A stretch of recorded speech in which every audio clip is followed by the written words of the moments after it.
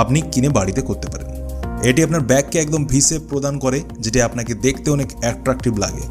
এরপর যে এক্সারসাইজের ব্যাপারে কথা বলবো ওটি হলো শোল্ডার এক্সারসাইজ। শোল্ডার আমাদের বডির একটি অনেক গুরুত্বপূর্ণ জায়গা।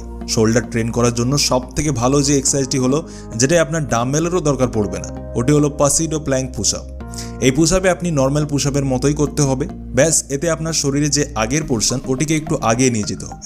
দেখুন কিছুটা এরকমই করতে হবে। এতে মেইন প্রেসার যেটাতে দিতে হবে ওটি হলো শোল্ডারে দিতে হবে, মানে আপনার ফোকাস, আপনার পাওয়ার শোল্ডারে লাগাবেন। এরপর আমরা কথা বলে নিই আমাদের পরের এক্সারসাইজের, যেটি হলো বাইসেপের এক্সারসাইজ।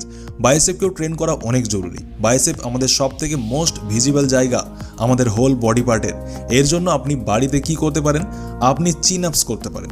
যেমন আমি আপনাকে পুল আপসের ব্যাপারে বলেছিলাম, যেটি আমাদের ব্যাককে ট্রেন করে, ওইভাবেই চিন আপস এটি আমাদের ব্যাককে তো একটু আধটু ট্রেন করেই, সাথে আমাদের বাইসেপকেও অনেক বেশি ট্রেন করে নেয়।